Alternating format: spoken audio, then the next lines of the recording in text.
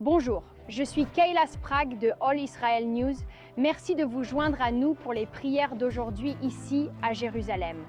Commençons par un verset. Deutéronome 33, 29 dit « Béni sois-tu, Israël, qui est comme toi, un peuple sauvé par Dieu. Il est ton bouclier, il est ton aide, et il est ton épée glorieuse.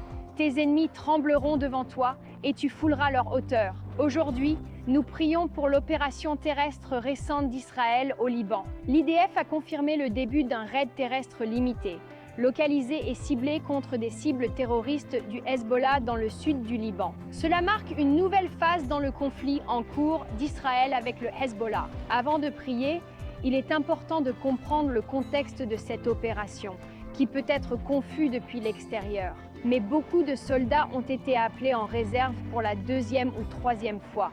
Ce sont des civils. Cela signifie qu'ils sont bien formés et expérimentés, mais ils sont aussi épuisés.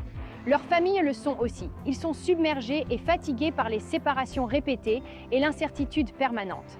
De plus, le Liban en tant que front pèse sur l'esprit israélien.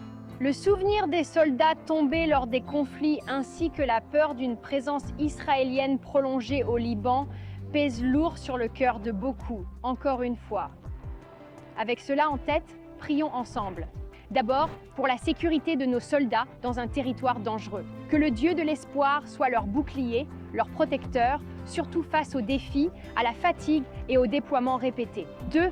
Prions pour que des stratégies divines soient révélées aux leaders militaires d'Israël, qu'ils aient la sagesse, le discernement et la prudence dans chaque choix, en équilibrant le besoin de sécurité avec le désir d'éviter un conflit prolongé et son impact sur les civils. Troisièmement, prions pour la confusion parmi les ennemis d'Israël, que leurs plans soient contrecarrés et que de nombreuses vies soient sauvées. Quatrième, prions pour les familles de ces soldats, les épouses, enfants, mères et pères laissés derrière. Qu'ils trouvent force et paix durant cette période difficile, surtout ceux faisant face à de multiples déploiements et séparations familiales.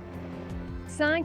Prions pour les mariages en difficulté à cause de ce devoir prolongé. Beaucoup d'épouses ont été laissées à gérer seules les responsabilités familiales plusieurs fois. Nous prions le Seigneur de soutenir ces liens. 6. Prions pour le bien-être mental et émotionnel de ceux touchés par ce conflit. Qu'ils trouvent du réconfort en toi, ô Seigneur, surtout alors qu'ils luttent avec le poids historique des opérations au Liban. Numéro 7. Prions pour une opération rapide et efficace qui atteigne ses objectifs sans prolonger la présence au Liban et qui sauve le plus de vies. En conclusion, rappelons-nous Ésaïe 46:4 « Je t'ai créé et je te porterai. Je te soutiendrai et je te sauverai. » C'est une promesse. Nous aimons prier les promesses de Dieu pour Israël. Que priez-vous pour Israël maintenant? Partagez avec nous dans les commentaires. Votre soutien et vos prières sont précieux pour nous. Abonnez-vous pour plus de prières et de mises à jour sur allisrael.com. Que Dieu bénisse Israël et qu'il vous bénisse. Shalom de la ville sainte de Jérusalem.